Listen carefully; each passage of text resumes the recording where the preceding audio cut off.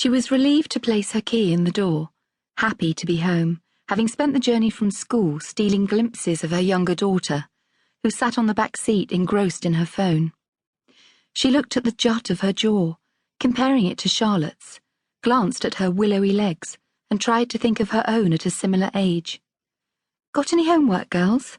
she asked casually, as she began unstacking the dishwasher. "An essay." Lexi pulled a face. Essays were her very worst things. "Well, if you want to work at the table, I can help you," she offered, resisting the temptation to grab her child and fire questions at her. "What's going on? They said you weren't eating. Why did you faint? Was it for attention?" "I'm okay." Lexi rebuffed the offer and made her way upstairs. Freya watched her go. Charlotte opened the fridge and selected a yogurt and 3 leftover slices of ham that sat in a little bowl.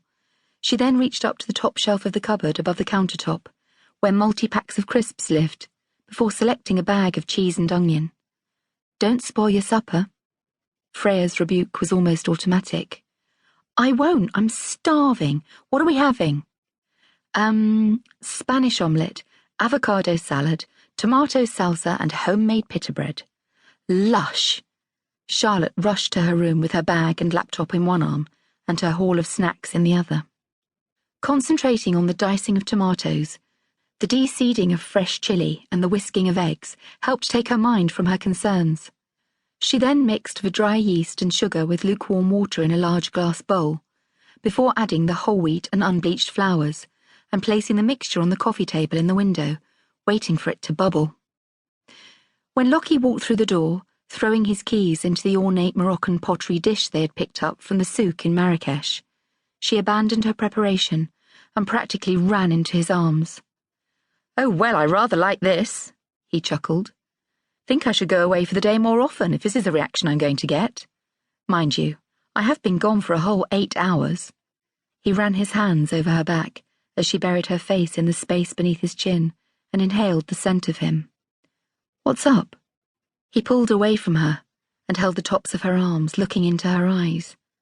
"I went to see Miss Burke today at school," she whispered, before taking his hand and pulling him to the sofa in the den, away from the bottom of the stairs where sound might travel. Lockie flopped down and she sat next to him, twisting her body to face him. "Yes? How did it go?" He too kept his voice low, taking her lead. "She said Lexi was a bit faint yesterday, and they were worried that she wasn't eating. They got the school nurse involved, and it felt like a really big deal." "Are you kidding?" "No, I am not kidding. I don't know what to do about it, or what to say to her." She bit her lip, waiting for his advice. Lockie's eyes darted left to right, as if he were considering how best to approach this. "But she's always eating, isn't she? They both are. And you are always cooking. We are a house of grub." "That's more or less what I said. I mean, yes, she's eating less, but I think that's a good thing." She sat forward, folding her hair over her shoulder, glad that they were on the same page, reassured by his dismissive tone. There was probably nothing to worry about. No school nurse or PE teacher knew their daughter as well as they did. "I mean, we do need to talk to her," he countered. "If she's nearly fainted, we need to find out why." "Yes, of course, but I don't want to make it more of an issue than it was, or give her any ideas. She said that Lexi has lost a lot of weight. I can't see it. I mean, she's lost a bit, but she looks great, healthy." "Yes, she does," he agreed. "I don't know what to suggest." He looked stumped. "It's unnerved me a bit, Lockie. I don't know how these things start, and I don't want to paint her into a corner or accuse her of anything. It's hard enough being Lexi as it is. She's up there right now, struggling with an essay." She pointed to the ceiling. "Poor love," he smiled. They used the silent interlude to process the rush of thoughts. "How much does she actually weigh?" he eventually asked. "I don't know. I did when she was little, of course, but I don't know what either of them weighs.